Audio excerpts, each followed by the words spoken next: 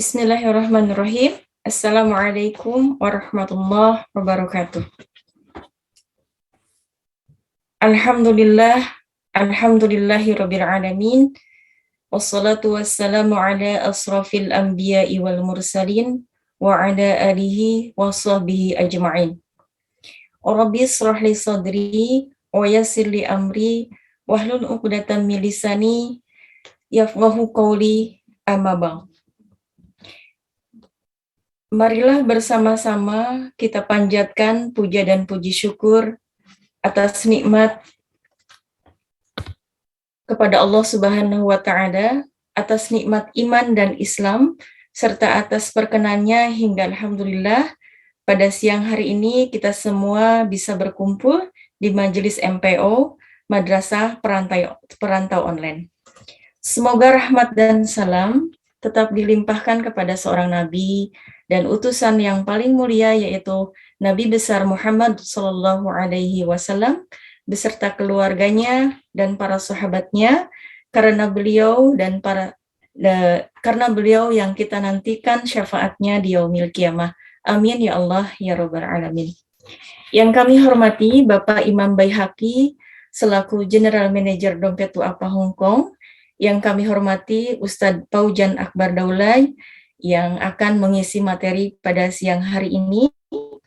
Yang kami hormati para volunteer Dompet Du'afa Hong Kong dan Bu Erni selaku Ketua Halako, dan juga seluruh jamaah kajian online yang dimuliakan Allah Subhanahu wa Ta'ala. Adapun susunan acara sebagai berikut. Pertama, pembukaan. Kedua, pembacaan ayat suci Al-Quran. Ketiga, sosialisasi media Dompet Du'afa Hong Kong. Keempat, mau'idoh hasanah oleh Ustadz Paujan Akbar Daulay. Kelima, tanya jawab. Dan yang keenam, doa penutup.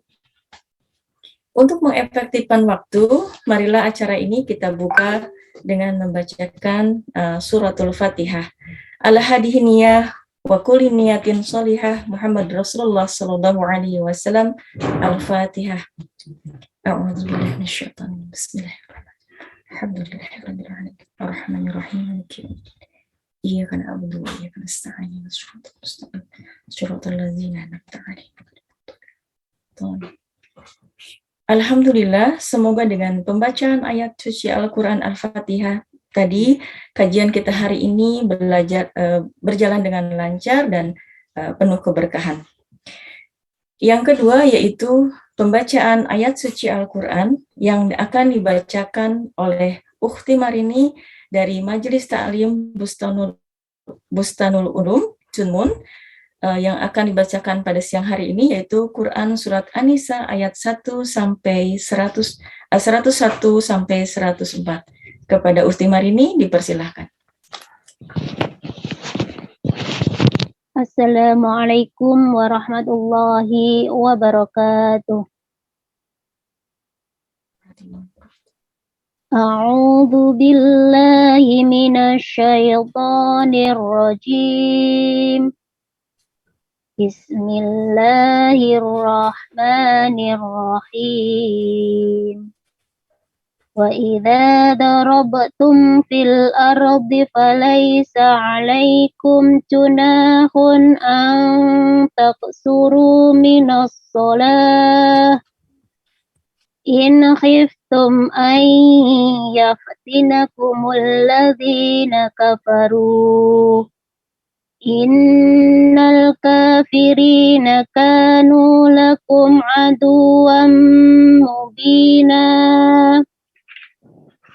وَإِذَا كُنْتَ فِيهِمْ فَأَقَمْتَ لَهُمُ الصَّلَاةَ فَلْتَقُمْ طَائِفَةٌ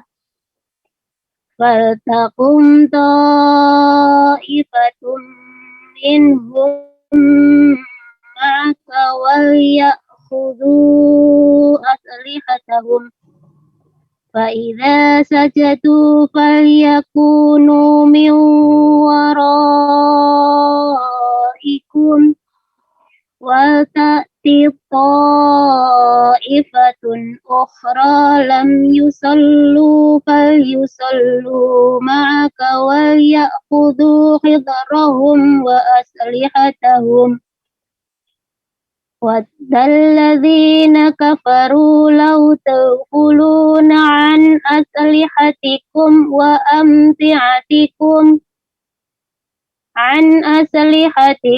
وأمتعتكم فيميلون عليكم ميلة واحدة ولا جناح عليكم إن كان بكم أذى من مطر أو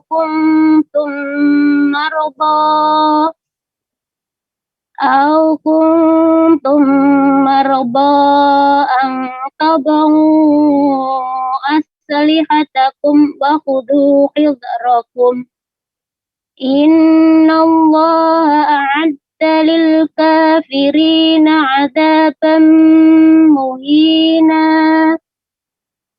فإذا قضيتم الصلاة فاذكروا الله قياما وقعودا وعلى جنوبكم فإذا اطمأننتم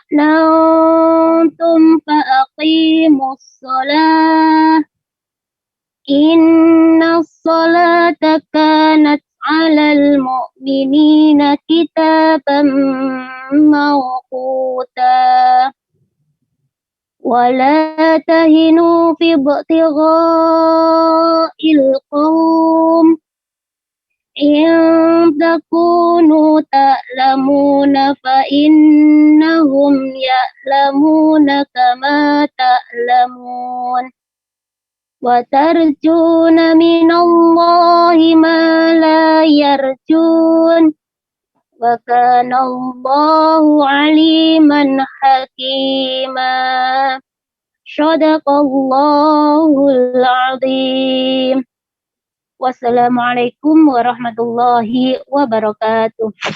Waalaikumsalam warahmatullahi wabarakatuh.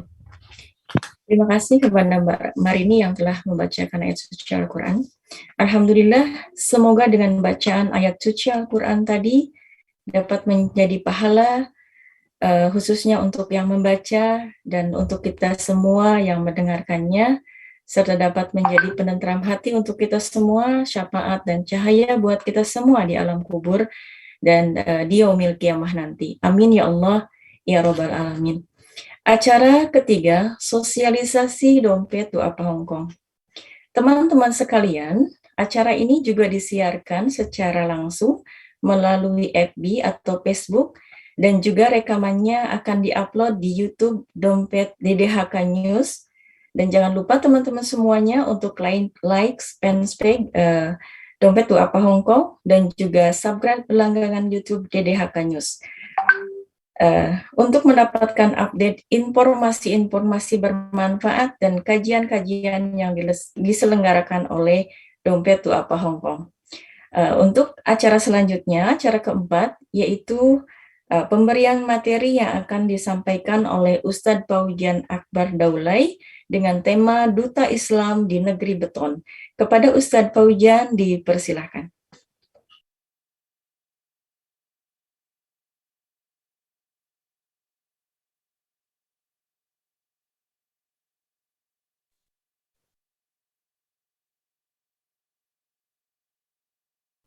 Assalamualaikum warahmatullahi ta'ala wabarakatuh. Waalaikumsalam warahmatullahi wabarakatuh. Sehat semua ibu-ibu? Alhamdulillah. Alhamdulillah, sehat Ustadz. Alhamdulillah. Semoga yang sehat makin sehat, Bu, yang nggak sakit-sakit.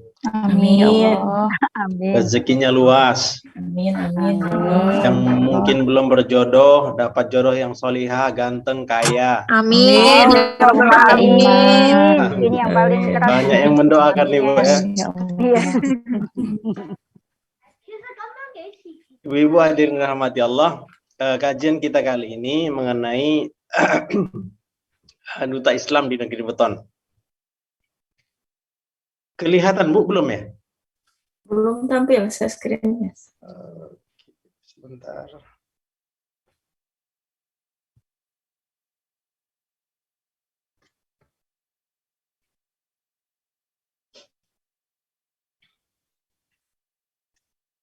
Ya, bismillahirrahmanirrahim. Alhamdulillahirabbil alamin. Wa bihi nasta'in ala umuri dunya waddin. Alhamdulillah ibu-ibu hadirin yang dirahmati Allah Subhanahu wa taala. Siang hari ini kita berkumpul kembali dalam majelis yang mulia ini. Mudah-mudahan Allah Subhanahu wa taala ridhoi kita dengan duduknya kita sebentar dalam majelis ini. Allah Subhanahu wa taala sayangi kita. Sehingga seluruh daripada hajat-hajat kita, seluruh daripada keinginan-keinginan kita, baik di dunia maupun di akhirat, semuanya dikabulkan, dipenuhi oleh Allah Subhanahu wa taala. Ibu-ibu yang dirahmati Allah, kajian kita mengenai duta Islam di negara Hong Kong ini. Kita ini adalah cerminan Islam.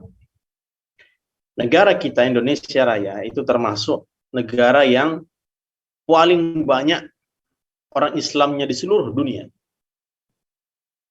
Dan hebatnya Islam kita di Indonesia itu berbeda ternyata dengan yang lainnya, dengan negara-negara khususnya Arab Timur Tengah. Perlu kita perhatikan bahwa Arab bukanlah menjadi pedoman kita, bukan. Kita tidak menjelekkan Arab ataupun tidak merendahkan Arab, tidak. Yang kita ikuti adalah sumber ajaran Rasulullah SAW.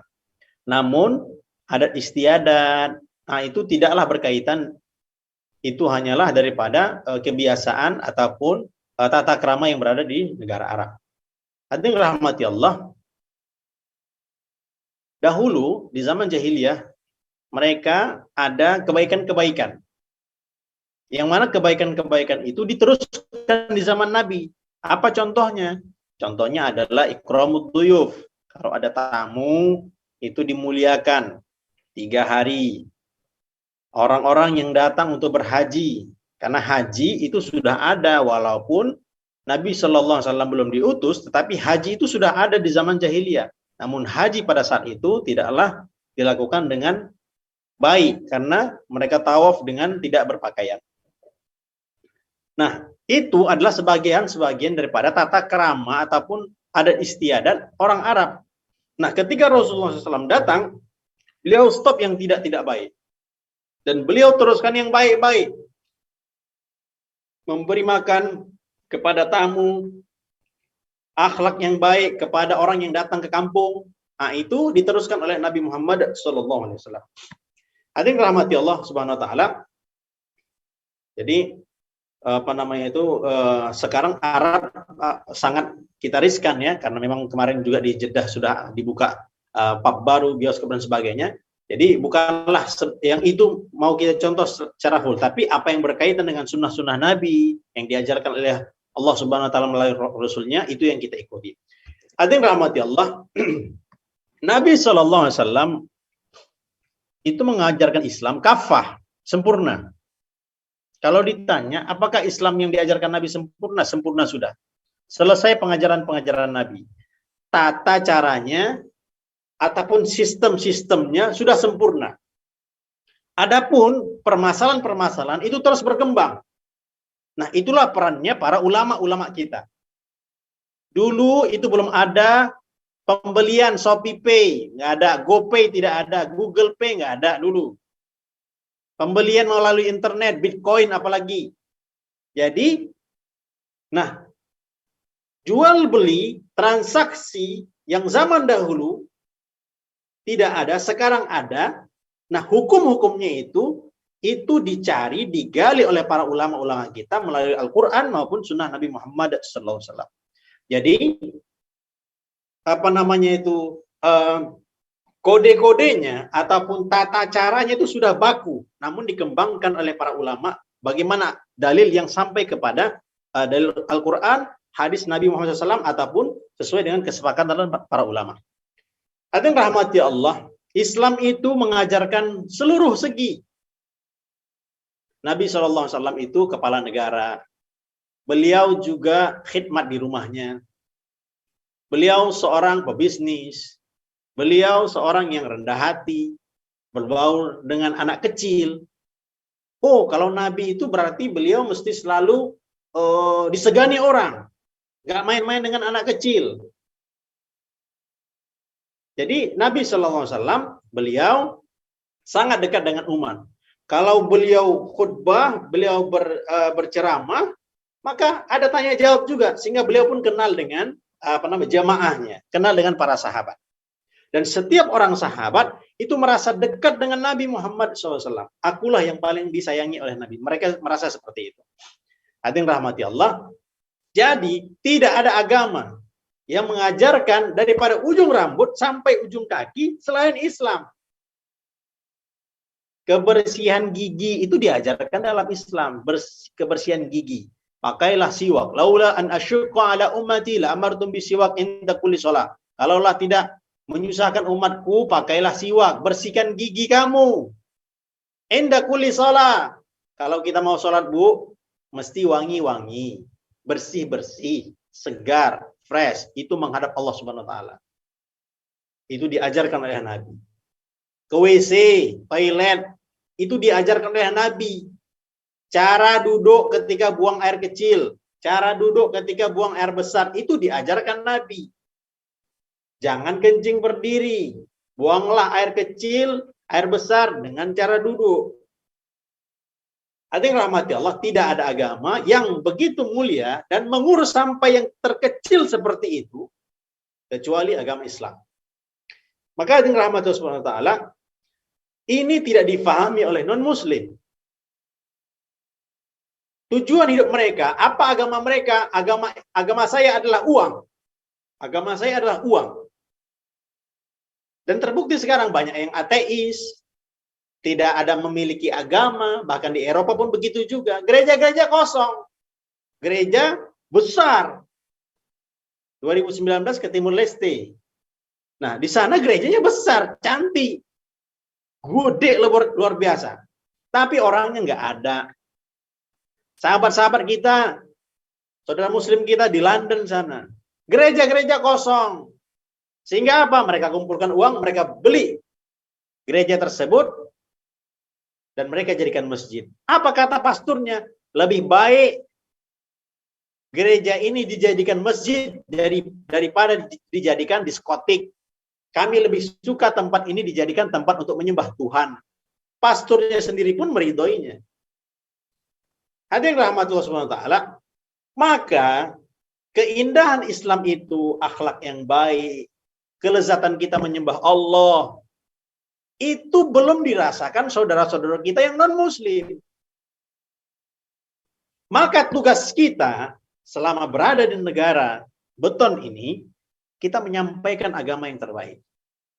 Inna dina indallahil Islam. Agama ini yang terbaik. Nabi Adam hingga Nabi Muhammad SAW semuanya beragama Islam. Ini agama yang diajarkan oleh orang-orang suci, orang-orang pilihan Allah. Kita, Bu, kalau sholat, kadang-kadang kita terasa kelezatan sholat itu.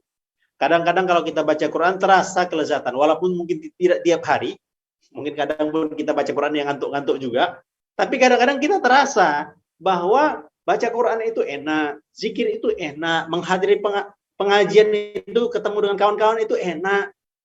Itu tidak dirasakan. Mereka ketika punya masalah langsung galau, pening kepala, sehingga bunuh diri dan sebagainya. Kita ada masalah, memang kita punya masalah, tapi kita tahu larinya kemana. Ya Allah. Ketika kita ya Allah, susah kita adukan pada Allah Ta'ala, di situ Allah turunkan secercah kenikmatan, kelezatan, ketenangan dalam hati kita. Kita punya Allah Subhanahu Wa Ta'ala. Maka hadirin rahmati Allah Subhanahu Wa Ta'ala, saudara-saudara kita ini banyak di Hong Kong ini. Ini jumlah penduduk Hong Kong.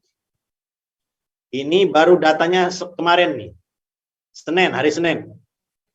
7 Februari 2022. Berapa jumlah penduduk di Hong Kong ini? 7.594,161. 7,5 juta, Bu. Banyak ini, banyak. Dan mungkin ini adalah majikan-majikan kita juga. Dan mereka itu dahaga. Sebetulnya Kullu mauludin yuladu 'alal fitrah. Ada fitrahnya ini. Mereka tahu kebaikan-kebaikan itu bagaimana. Tahu mereka. Hanya saja dihalangi oleh kebiasaan-kebiasaan, adat istiadat. Nah, fitrahnya mereka itu tahu, hati nurani mereka itu ada secercah bahwa kebaikan itu ada dalam agama yang lurus. Kalau seseorang dia berpikir lurus, dia tidak mengikuti apa-apa. Saya mau mencari agama yang benar. Apa ya? Ternyata banyak peneliti-peneliti, profesor-profesor yang mereka mencari Tuhan, mereka ketemu dalam Islam, agama yang sempurna. Maka yang rahmati Allah, jumlah kita BMI di Hong Kong ini kurang lebih 160.000 jiwa, kurang lebih. Kemarin saya tanya Pak Ghazali begini, kurang lebih 160.000 jiwa. Kalau dibagi, Bu, ini kan 160 jiwa, 160.000. Kira-kira yang aktif dalam majelis-majelis berapalah kira-kira, Bu, kira-kira? Yang kemarin hadir di acara terakhir perkumpulan, paling banyak berapa kira-kira, Bu? Kalau seluruh majelis taklim berkumpul, berapa kira-kira, Bu? Ada sampai 10.000. Kita katakanlah mungkin 20.000. Kita lebihkan dikit. 20.000 yang aktif. Yang mungkin di majelis-majelis, yang hadir, yang di NU-nya juga, kurang lebih 20.000. 160.000 dikurang 20.000, sudah 140.000. Yang lainnya entah kemana-mana. Mereka tidak bergabung dalam majelis. Nah, biasanya yang tidak tergabung dengan majelis, sudah macam-macam yang dilaksanakan, yang dibuat.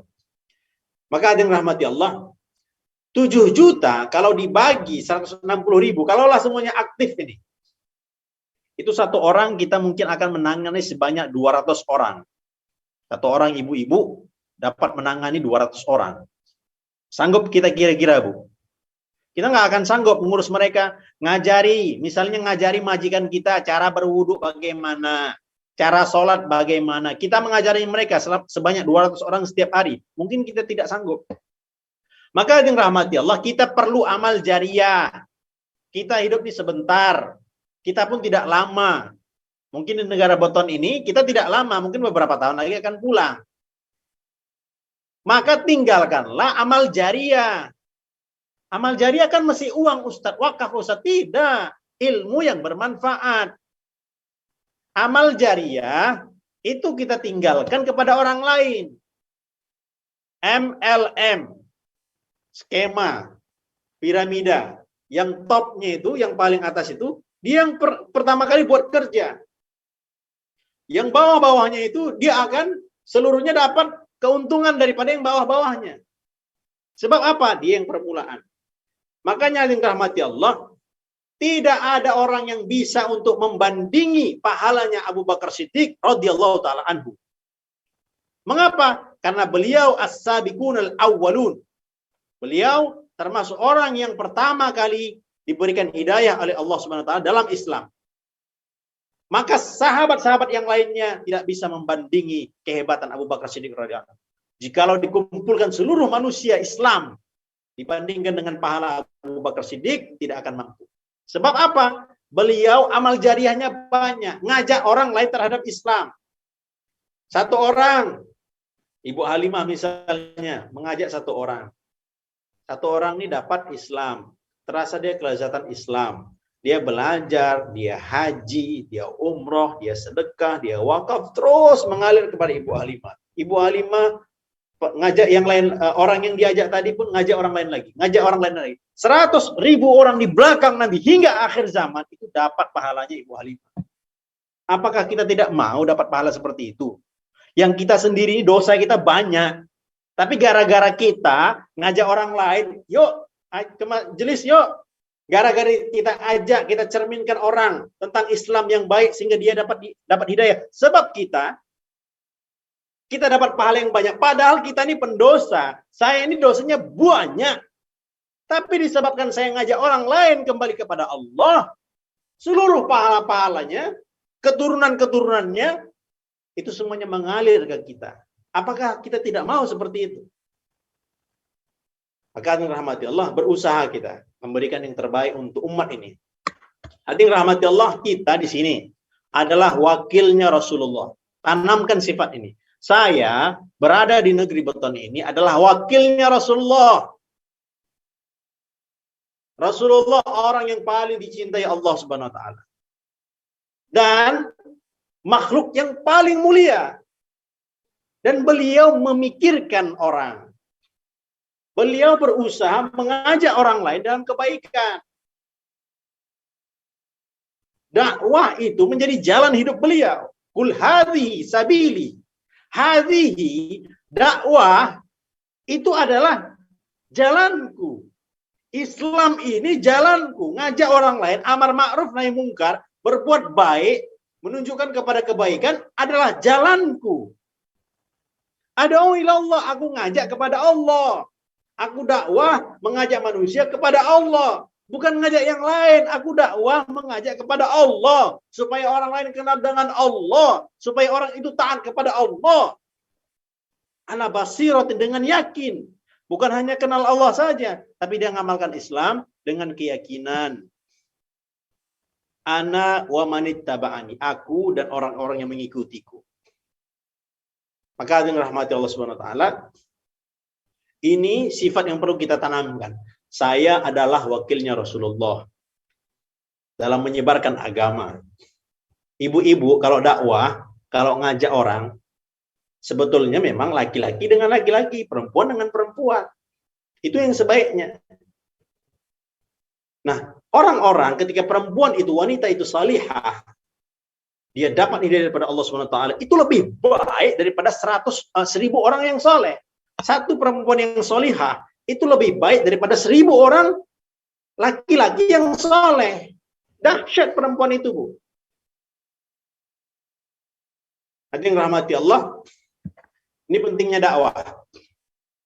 Ini ada seorang yang bernama Majid Al-Ubaid. Ini aktor ini. Ini beliau ini adalah aktor, pemain film.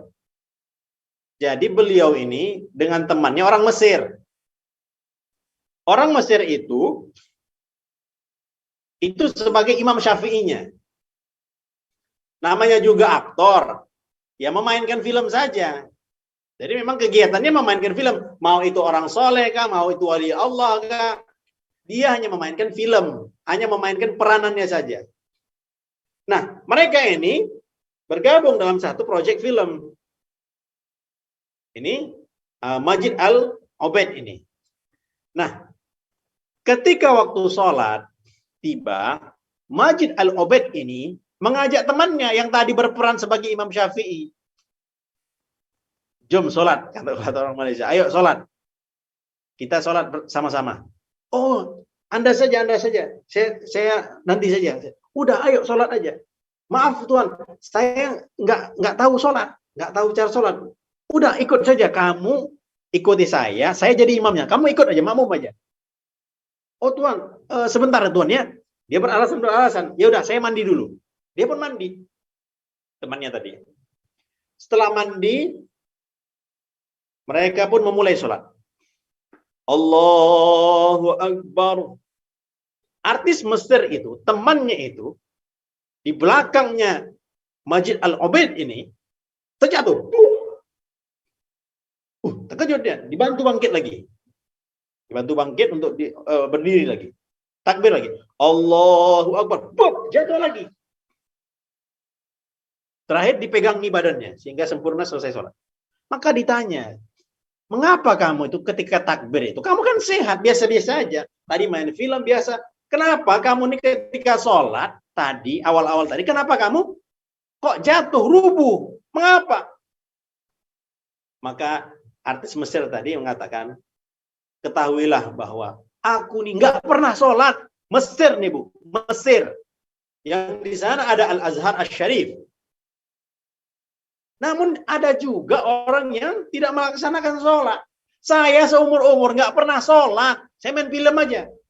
Tetapi ketika tadi saya mengangkat takbir Allahu Akbar, di situ saya nampak kebesaran Allah Subhanahu wa taala sehingga badan saya tidak tahan. Diceritakan itu kepada Majid Al-Ubaid tadi. Malu saya, kata Majid Al-Ubaid ini. Malu saya. Mengapa? Saya ini puluhan tahun saya sholat, tapi sholat saya biasa-biasa saja. Dia baru saja sholat, tapi dia rasakan kebesaran Allah Subhanahu wa Ta'ala. Maka yang rahmati Allah Subhanahu wa Ta'ala, inna salata tanha anil fahsya'i wal munkar. Sholat itu mencegah perbuatan keji dan mungkar. Kenapa ya doa-doa saya tuh kok belum dikabulkan? Kenapa ya kok saya tambah sholat kok tambah banyak masalah? Tambah banyak baca Quran, tambah banyak masalah. Mengapa ya? Mungkin sholat kita belum benar. Kenapa ya maksiat ini yang saya lakukan kok belum bisa ditinggalkan? Saya ini masih buat itu juga. Padahal udah berusaha ditinggalkan, kok masih dibuat juga? Kenapa ya? Kita cek sholat kita, mungkin sholat kita belum beres.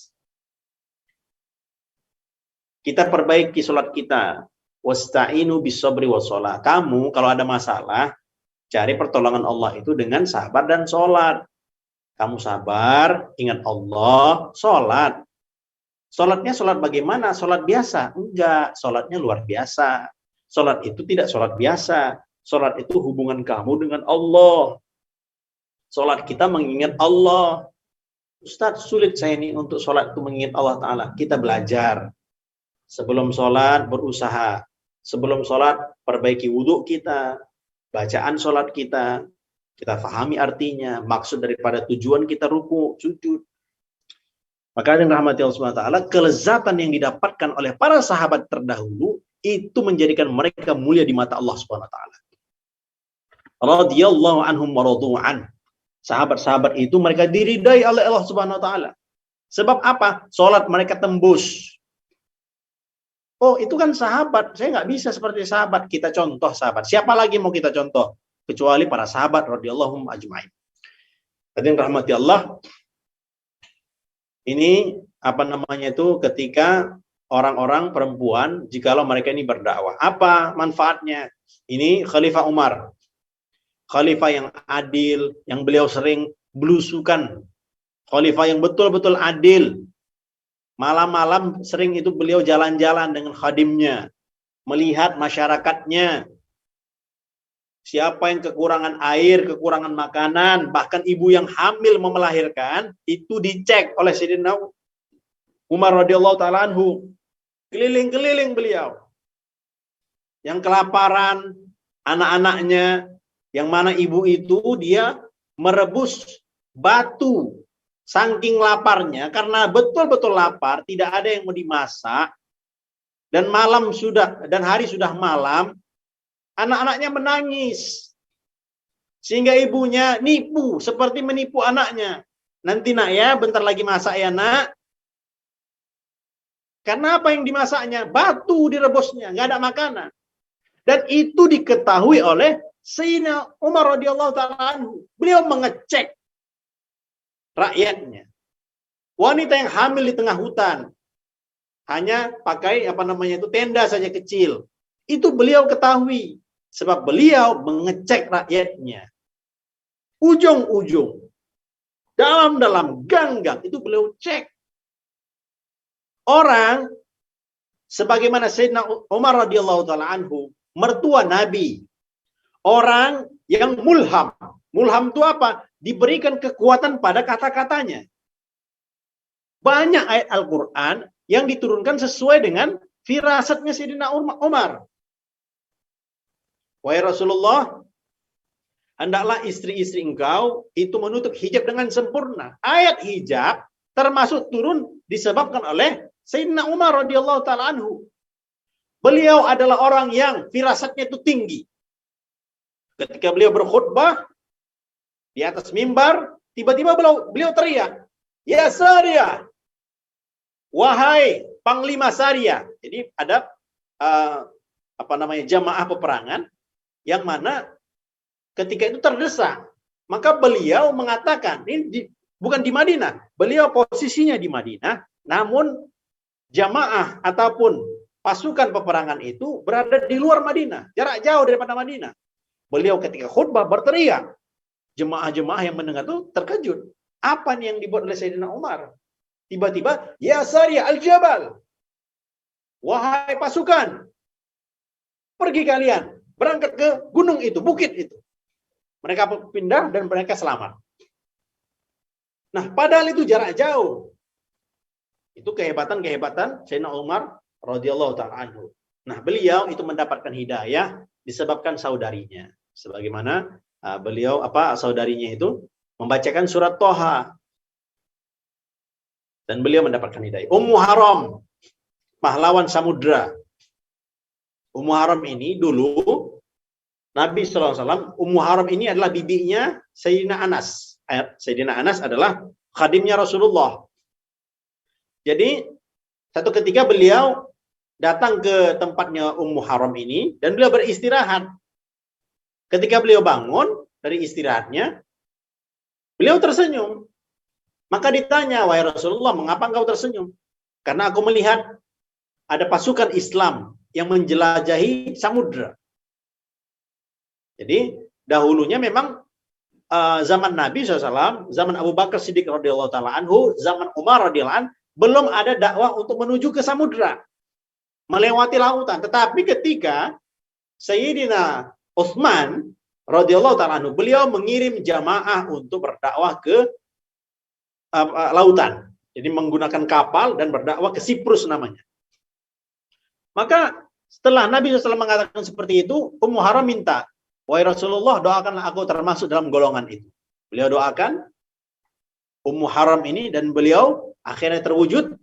Ketika zaman Sayyidina Utsman, beliau pun dikirim juga dalam jemaah tersebut dan beliau meninggal di Siprus. Nah, Siprus itu melewati lautan, bukanlah di daerah Mekah. Kemudian Ummu Ziyad dalam perang Khaybar. Ummu Ziyad ini istilah mungkin kalau bisa dibilang sebagai perawat. Jadi pada peperangan Nabi Muhammad SAW dalam perang Khaybar, itu beliau hadir juga, ikut juga. Karena beliau mengobati pasien-pasien peperangan. Nah, itu Ummu Ziyad. Hadirin rahmatullah subhanahu wa ta'ala. Jadi sifat-sifat agar orang lain itu baik, sifat dakwah, sifat memikirkan orang lain, agar orang lain baik, itu mahal. Biasanya orang itu maunya apa? Biasanya orang mau senang, tenang, kenyang. Orang maunya apa? Senang. Saya mau senang aja, nggak mau saya diganggu. Jangan campuri urusan saya. Tenang, hidupnya mau oke aja. Happy-happy, jalan-jalan. Kenyang, perut, kenyang terus. Nggak mau dia lapar dikit. Ngunyah, nyemil. Itu maunya manusia seperti itu. Tetapi hadirin rahmatullah subhanahu wa ta'ala, di saat seseorang dia mau mengorbankan dirinya untuk kenikmatan orang lain, dia mengorbankan dirinya demi saudara muslimnya itu mulia, itu yang harganya mahal. Aku rela, aku diinjak-injak kepalaku, aku rela kehormatanku mungkin direndahkan orang. Yang penting orang lain itu mulia, tidak masalah aku yang direndahkan. Sifat yang seperti itu mahal. Berusaha memaafkan orang lain, padahal orang itu yang salah. Dia yang salah, kita yang disuruh minta maaf. Dia yang menzalimi kita, dan dia tidak minta maaf kepada kita. Dan kita berusaha dengan berat untuk memaafkannya. Apakah kita maafkan? Kita mungkin maaf, tapi lupa tidak. Kan begitu biasanya. Hadirin rahmatullah subhanahu wa ta'ala. Jadi sifat-sifat yang lapang dada kita, hati kita itu besar, itu mahal harganya. Poin yang mesti kita ingat bahwa setiap orang zalim kepada kita, dia meminjam uang kepada kita, tapi tidak dibalik-balikkannya. Dia pernah mencoreng nama kita. Dia pernah mencuri barang kita. Dia pernah menzolimi kita. Orang-orang itu tetap ada balasannya di sisi Allah Subhanahu wa taala.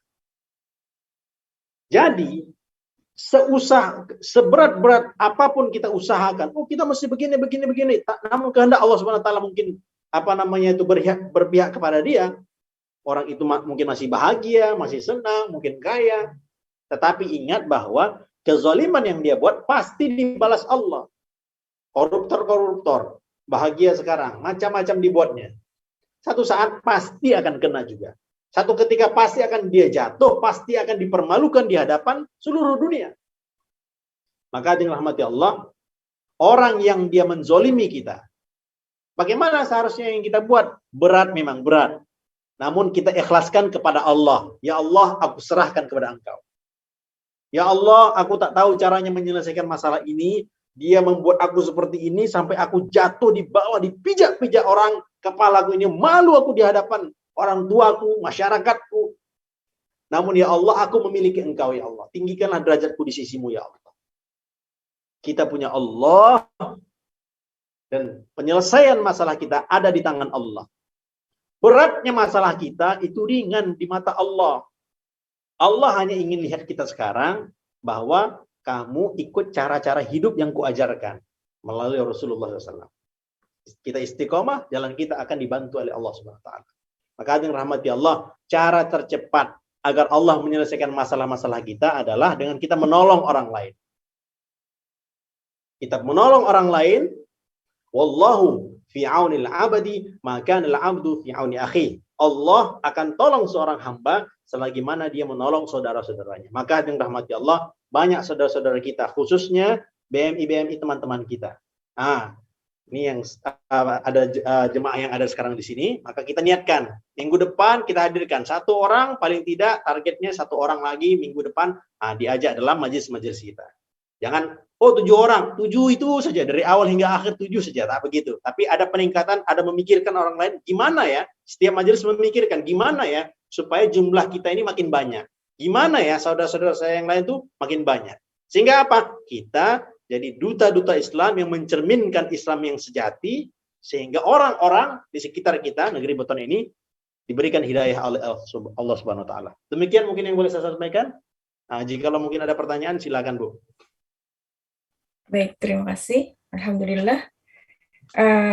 Mudah-mudahan alhamdulillah apa yang telah disampaikan Ustadz Paujan bisa kita praktekkan teman-teman semuanya.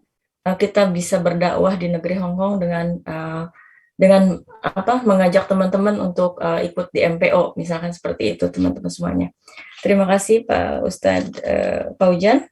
Dan apa yang menjadi cita-cita kita di hari ini dan yang akan datang, mudah-mudahan Allah kabulkan, diberkahi, amin ya Allah rabbal alamin.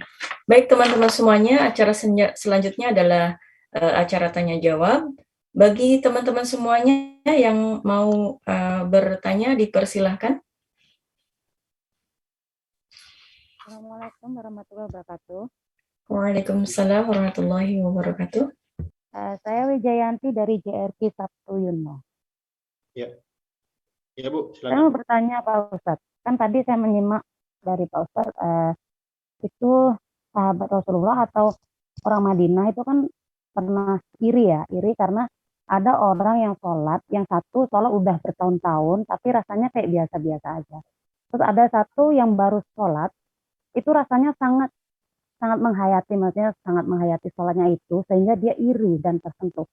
Yang mau saya tanyakan, saya pribadi dulu waktu saya pertama-tama sholat, makanya ya mungkin dulu pernah meninggalkan ya, kayaknya jauh dari Allah itu ya. Terus pertama kali ke Hong Kong, terus alhamdulillah majikan yang kedua saya boleh sholat dan semuanya ibadah bebas. Nah itu di saat saya pertama kali sholat, saya nangis saya itu sampai tersenggukan itu Ustaz. Karena saya tahu selama ini saya sudah meninggalkan ya, saya sudah meninggalkan sholat, maksudnya meninggalkan perintah-perintahnya lah.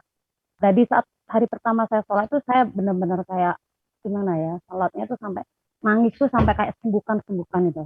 Terus setelah itu saya selalu memohon sama Allah, minta kekuatan lah, minta kesabaran lah untuk menjalani hidup ini, maksudnya biar dikasih kesempatan, maksudnya setiap kali memohon untuk setiap kali mendapat majikan tuh saya dikasih kesempatan untuk sholat dan sebagainya.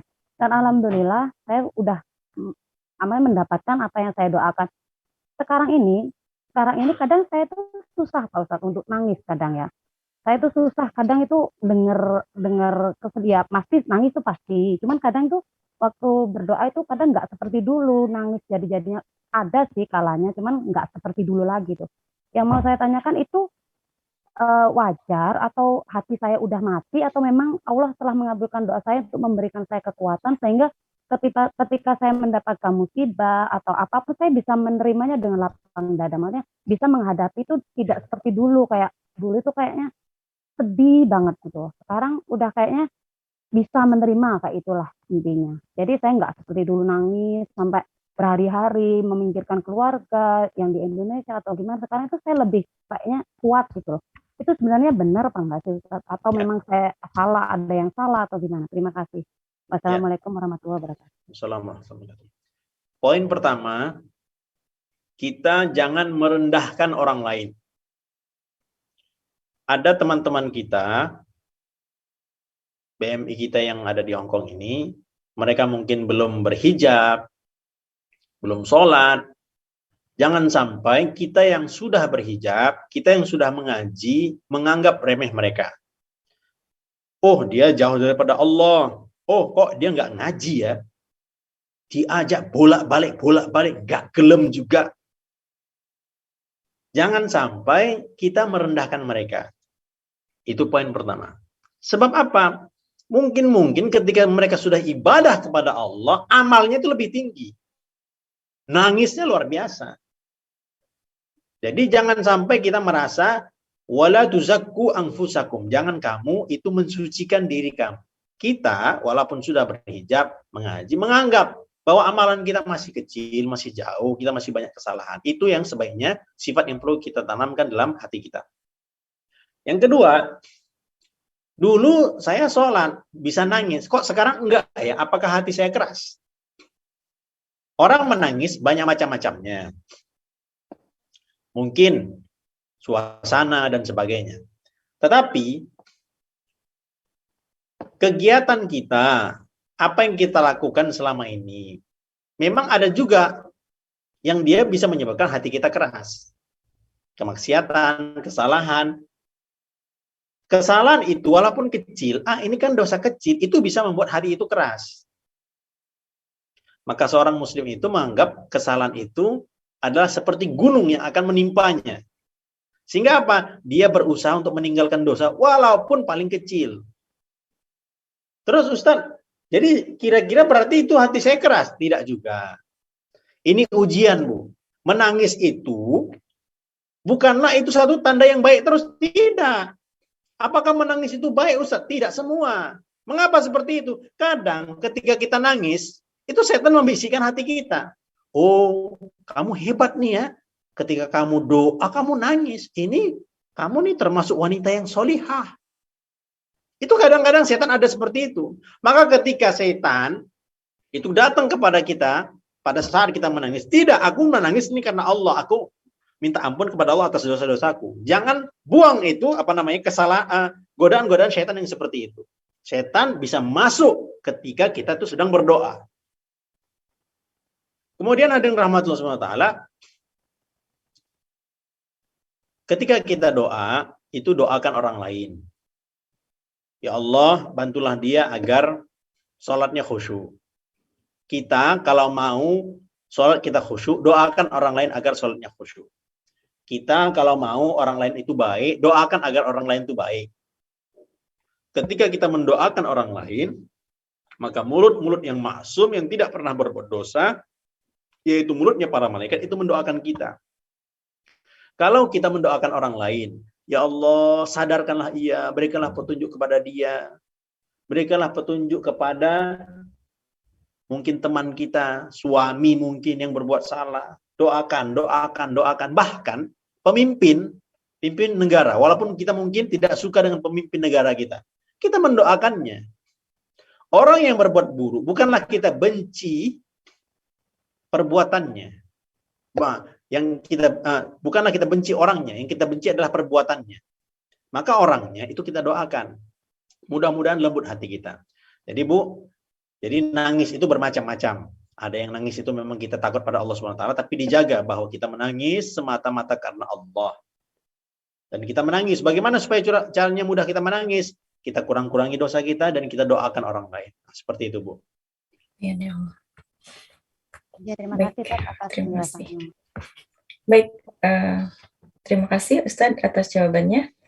Mohon maaf karena waktunya terbatas, yang masih ingin bertanya dipersilahkan bisa bertanya secara langsung ke konsultasi DDHK online di nomor 52982419. Saya ulangi, 52982419. Baik, yang terakhir acara kita pada siang hari ini adalah doa. Kepada Ustadz dipersilahkan untuk memimpin doa. Ya, ibu-ibu sekalian yang dirahmati Allah Subhanahu wa taala, semua yang hadir dalam majelis ini, kita niat sama-sama agar Allah Subhanahu wa taala menyelesaikan masalah-masalah kita, menguatkan keimanan kita, dan kita niat agar kita menjadi wakil-wakilnya Rasulullah. Ala hadhihi niyyah al-Fatihah. A'udzu billahi minasyaitonir rajim. Bismillahirrahmanirrahim. Alhamdulillahi rabbil alamin. Ar-Rahmanir Rahim. Maliki yaumiddin. Iyyaka na'budu wa iyyaka nasta'in. Ihdinas siratal mustaqim. Siratal ladzina an'amta 'alaihim ghairil maghdubi 'alaihim waladdallin. A'udzu billahi minasyaitonir rajim. Bismillahirrahmanirrahim. Alhamdulillahi rabbil alamin. Wassalatu wassalamu ala asyrafil anbiya'i wal mursalin wa ala alihi wa sahbihi ajma'in. اللهم افتح لنا فتوح العارفين ألهمنا إلهام الملائكة المقربين وارزقنا فهم الأنبياء المرسلين. Ya Allah, ampunilah dosa-dosa kami ya Allah, dosa kedua orang tua kami ya Allah, dosa teman-teman kami ya Allah, kerabat-kerabat kami ya Allah, masyarakat kami ya Allah. Ya Allah, bantulah kami ya Allah agar menjadi asbab kebaikan ya Allah untuk manusia seluruh alam ya Allah, khususnya negeri Hong Kong ini ya Allah. Ya Allah, kuatkanlah iman kami ya Allah, kuatkanlah ilmu kami ya Allah, perbaikilah akhlak kami ya Allah, perbaikilah amalan-amalan kami ya Allah. Ya Allah, kami tahu diri kami ini lemah ya Allah, kami kurang ilmu ya Allah, kami kurang iman ya Allah, namun ya Allah bantulah kami untuk memperbaikinya ya Allah. Ya Allah, ya Aziz, ya Ghaffar, ya Hayy, ya Qayyum, angkatlah penyakit-penyakit kami ya Allah, selesaikanlah hajat-hajat kami ya Allah, bantulah kami ya Allah, bantulah kami istiqamah dalam usaha dakwah ya Allah, bantulah kami ya Allah untuk istiqamah dalam berdakwah kepada teman-teman kami ya Allah, bantulah kami ya Allah untuk memperbaiki diri kami ya Allah. ربنا لا تزغ قلوبنا بعد إذ هديتنا وهب لنا من لدنك رحمة إنك أنت الوهاب ربنا آتنا في الدنيا حسنة وفي الآخرة حسنة وقنا عذاب النار سبحان ربك رب العزة عما يصفون وسلام على المرسلين الحمد لله رب العالمين.